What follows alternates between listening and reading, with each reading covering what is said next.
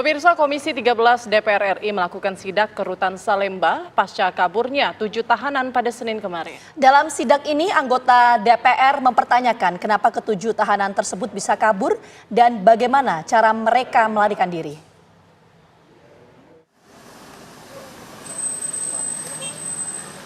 Buntut dari kaburnya 7 tahanan, anggota Komisi 13 DPR RI melakukan inspeksi ke Rutan Salemba. Sejumlah anggota Komisi 13 seperti Willy Aditya dan anggota komisi lainnya hadir dan langsung masuk ke dalam rutan. Ketua Komisi 13 DPR RI Willy Aditya menyebutkan sidak ini dilakukan untuk merespon kejadian kaburnya 7 tahanan dari Rutan Salemba pada Selasa dini hari. Ia juga menyatakan akan melihat seluruh aspek pada rutan ini termasuk sel dan keamanannya.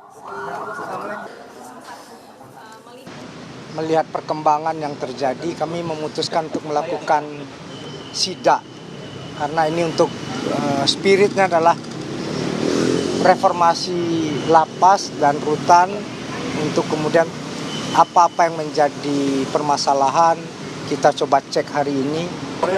Apa aja, Bang? Ya banyak hal ya. Satu faktor kenapa bisa lari, yang kedua bagaimana ya selama ini kapasitas, habis itu tenaga sumber daya manusia yang ada di sini, banyak hal yang kemudian nanti kita akan cek. Dalam sidak ini, Komisi 13 DPR RI menyoroti berbagai hal di dalam Rutan Salemba, mulai dari profiling ke-7 tahanan yang kabur, mereka bisa satu sel padahal memiliki perbedaan status. Selanjutnya, Komisi 13 akan membuat panitia kerja pemasyarakatan untuk fokus mengurus kasus yang serupa. Dari Jakarta, Zinedine Duhan, Victor, TV One, mengabarkan. Hingga kini pemirsa, pengejaran terhadap 7 tahanan yang kabur dari Rutan Kelas 1 Salemba, Jakarta masih terus dilakukan. Salah satu dari 7 tahanan yang kabur merupakan gembong narkoba yang baru ditangkap polisi. Inilah wajah ke-7 tahanan Rutan Kelas 1 Salemba, Jakarta Pusat yang nekat melarikan diri pada Selasa pagi. Ke-7 orang tahanan kasus narkoba tersebut diketahui bernama Murtala, Maulana, Wahyudin, Agus Salim, Jamaluddin, Anas Al-Karim, serta Mary Janwar. Insiden kaburnya 7 orang tahanan tersebut diketahui pada hari Selasa sekitar pukul 7:50 waktu Indonesia Barat, bertepatan dengan serah terima jaga antara regu jaga malam dan regu jaga pagi. Petugas yang curiga dengan kondisi kamar 16 Blok S yang terkunci dari dalam langsung mendobrak kamar hunian tersebut. Dari hasil pemeriksaan, petugas mendapati 7 tahanan tersebut telah melarikan diri dengan cara menjebol teralis besi kamar hunian dan turun menggunakan kain. Tak sampai di situ, ke-7 tahanan kasus narkoba tersebut berhasil kabur dengan cara melewati gorong-gorong yang terhubung dengan bagian luar rutan. Kepala Divisi Pemasyarakatan Kanwil Kumham DKI Jakarta, Tony Nainggolan pun mengungkapkan, dari 7 tahanan yang kabur, 6 orang masih berstatus terpidana, sementara 1 orang lainnya telah menjadi narapidana. Benar adanya ada 7 orang warga binaan Rutan Kelas 1 Salemba atau Rutan Kelas 1 Jakarta Pusat yang kabur, yang diduga tadi estimasi waktunya itu sekitar pukul ketahuannya itu pukul 7:50 sekian menit. Itu pada saat dilakukan serah terima jaga antara jaga malam dengan regu jaga yang akan bertugas pada pagi hari itu. Nah, setelah diadakan apel penghitungan kamar per kamar, di salah satu kamar, di kamar 16 Blok S tepatnya, ditemukan pintu dalam keadaan terkunci dari dalam. Nah, terpaksa didobrak. Nah, ketika didobrak, dan disaksikan petugas yang akan menerima jaga pagi pada saat itu, bahwa teralis di kamar yang dekat kamar mandi atau ya kamar mandi hunian itu sudah dalam keadaan terpotong atau dipotong, sudah terbuka teralisnya itu dan kawat ornamesnya itu sudah terpotong atau terbuka. Inafis Polres Metro Jakarta Pusat Selasa petang diterjunkan ke rutan kelas 1 Salemba untuk melakukan olah tempat kejadian perkara. Olah TKP diawali dari ruang beranggang, sebuah ruang kosong yang merupakan koridor pembatas antara area sel dengan dinding gedung. Di ruangan tersebut, tim Inafis memeriksa teralis jendela yang dibobol, beton penutup saluran air yang dijebol, hingga menyisir gorong-gorong saluran air yang mengarah ke sisi samping luar rutan.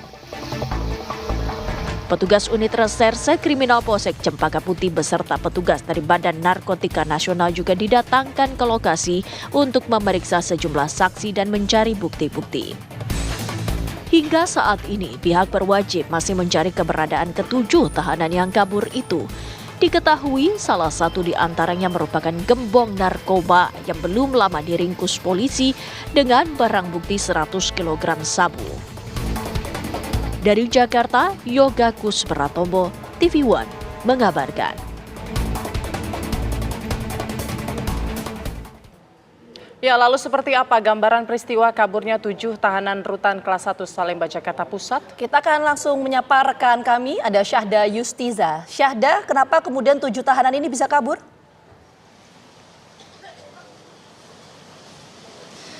Baik, selamat sore Putri Windasari, Ginavita dan juga pemirsa. Benar sekali bahwasannya kepolisian hingga kini masih terus menelusuri ke-7 narapidana yang kabur dari rutan Salemba Jakarta Pusat. Kalau kita bisa mengulik bagaimana ceritanya, ini kemudian para narapidana ini kabur dari ventilasi udara, kemudian juga masuk ke gorong-gorong dan juga melewati jalan utama. Tapi sebelum saya bercerita lebih lanjut mengenai mekanisme dan juga proses dari kaburnya 7 narapidana tersebut, tadi pagi ini berdasarkan informasi update yang kami dapatkan bahwasannya Komisi 13 DPR RI, ini ketuanya yakni Willy Aditya, ini mengunjungi atau melakukan sidak dadakan ke rutan Salemba, di mana tadi juga di dalam sidak dadakan tersebut ia juga meninjau beberapa hal yang berada di dalam rutan Salemba. Selain itu juga ia berupaya bekerja sama dengan pihak di dalam rutan ini melakukan profiling terhadap ke-7 narapidana. Sejumlah kejanggalan ini kian diulik, bagaimana kemudian tadi dari DPR RI ini mempertanyakan bagaimana bisa kemudian satu sel ini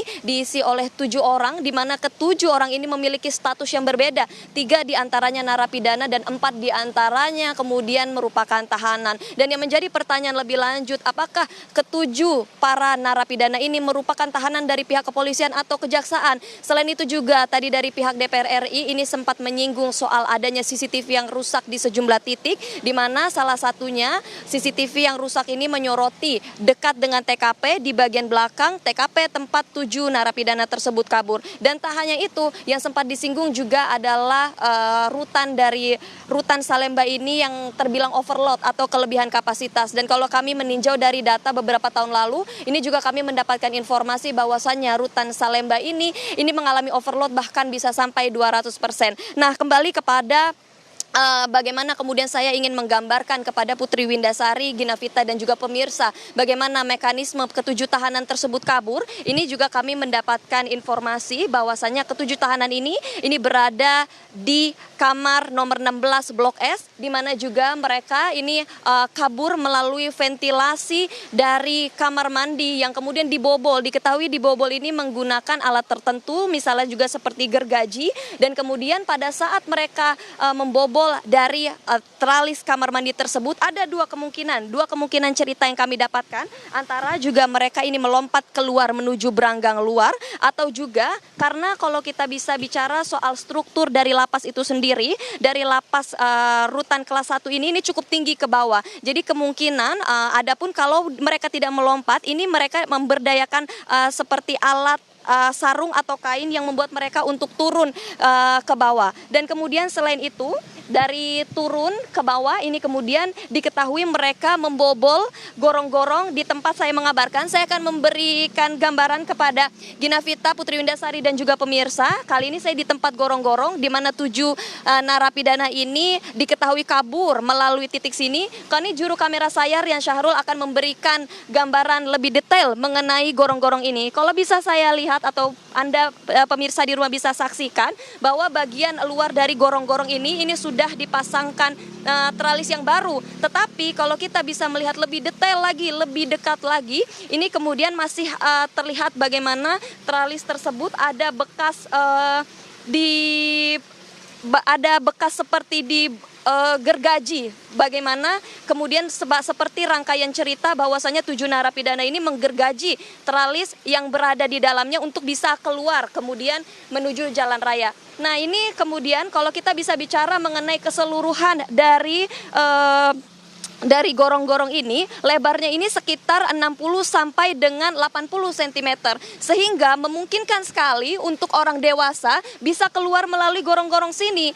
Adapun kalau misalnya mereka berpostur tinggi, ini mereka bisa merangkak melalui gorong-gorong ini. Adapun mereka juga bisa sedikit membungkuk untuk bisa kabur keluar. Kemudian Ginavita, Putri Windasari dan juga pemirsa, juru kamera saya juga akan menggambarkan bagaimana kemudian situasi di luar daripada mekanisme para 7 narapidana ini kabur. Kalau kita bisa lihat dari gorong-gorong ini keluar kemudian menuju jalan raya, jalan utama. Ini juru kamera saya Rian Syahrul akan memberikan gambaran bagaimana kemudian kalau kita bisa lihat jalan utama ini kalau kita mengarah bagaimana rujukan dari peta ini menuju ke Jalan Sentiong, kemudian juga ke Salemba Keramat, kawasan Ahmad Yani. Dan kalau kita bisa pantau bagaimana jalan utama ini sangat memungkinkan sekali aksesnya untuk dilintasi oleh transportasi umum karena memang ada sejumlah kecurigaan yang terjadi. Apakah kemudian para narapidana ini kabur karena memang sengaja melarikan diri menggunakan transportasi umum ataukah memang ada pihak-pihak yang menjemput mereka